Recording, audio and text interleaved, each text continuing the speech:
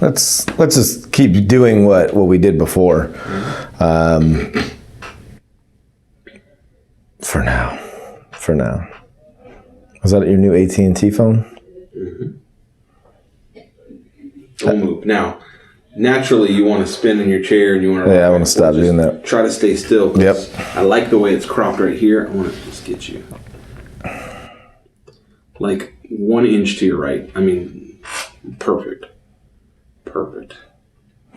Great. Let's do this exact same thing and see what we get. Okay. Right. Look into the camera. Don't look at me. So let's go in backwards order, actually. So. Ryan, I'm really concerned about interest rates. Like, they've been going up for so long. Like, what's happening with interest rates right now, and what does that mean for me as a home buyer? Yes, interest rates have been going up for quite a while now, and wait, stop. Yep. Sit up. Stop rocking. Sorry. There you go. If you stay right there, it looks way better. All right.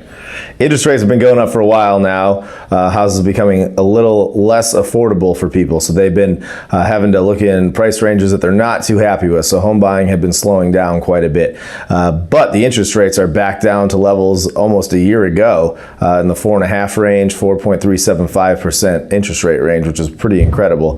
That rate was even going on a couple of years ago. So that means that the homes are becoming a lot more affordable again, and people are able to buy a little bit more home for what they're looking for. So things are looking very great for the housing market coming up here. What if I'm self-employed, though? I've always heard that if you're self-employed, it's hard to get approved for a mortgage. Being self-employed is a unique scenario. You just need to be working with a mortgage broker that knows about self-employed borrowers and how to qualify them properly. I always suggest self-employed borrowers sit down with a mortgage professional and really break down what their income is to be able to tell what they're actually going to be approved for with their verifiable income. If they don't have a lot of it, a lot of people that are self-employed like to pay the least amount of taxes possible, which is it's definitely a strategy that a lot of CPAs want them to be doing. So if they don't show enough verifiable income, there's a lot of other options out there as well that I provide, including loans that just use the cash flow of the business as well. So there are other options. You just need to make sure that you're exploring all of them and talking to the correct mortgage expert, and that's really it. So tell me about the benefits of working with you. Sit back up. The benefits of working with you versus just going to my bank and getting financed through my bank. The benefits of working with an independent mortgage broker like myself instead of a bank is that I'm able to actually use the bank that screwed it up. Yeah, the benefits of using an independent mortgage broker like myself instead of a bank is actually that I can go through different banks, 25 different banks or more. I can even sign up for other programs that are out there with different banks as well. I like the last time you answered it because you told me what the banks do first. Yeah. Remember you said if you work through a bank, you're locked into one rate, one fee, all that. Right. And then talk about what's different about you. Yeah. You know what? I was thinking about that. It almost sounds like I'm doing a lot of hating first. Does that even matter? Does it sound okay, though? I think that what happens is these are people's pain points. Right. Okay. And that, so you want to establish what the problem is first and then solve it.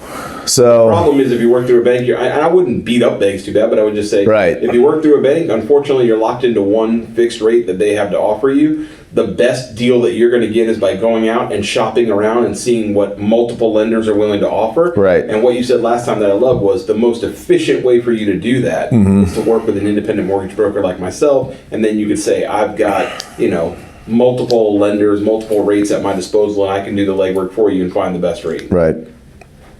Yeah.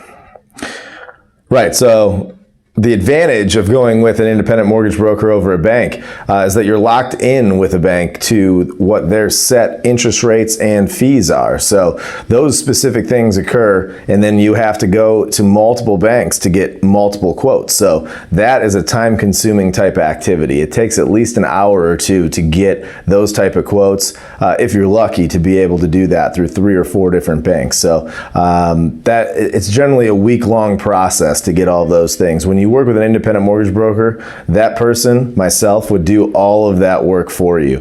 Work with 25 different banks, and I would be able to find the best rates and fees depending on your specific situation, because every buyer is different. Everybody's income, everybody's paid differently, different assets and everything like that. So really breaking down what your unique situation is how we will be able to find those specific great rates and great fees for you. What about if I'm a realtor? What's the benefit to me as a realtor to partnering with you and making you my preferred lender?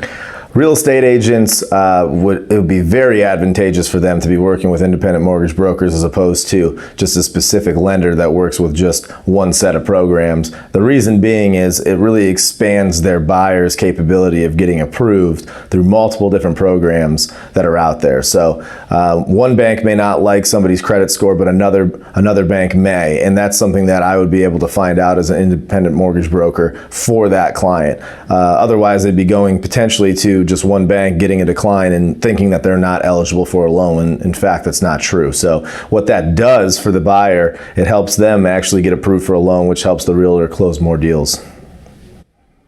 Another thing I've heard about you, Ryan, is that you have the ability to close loans in 21 days or less.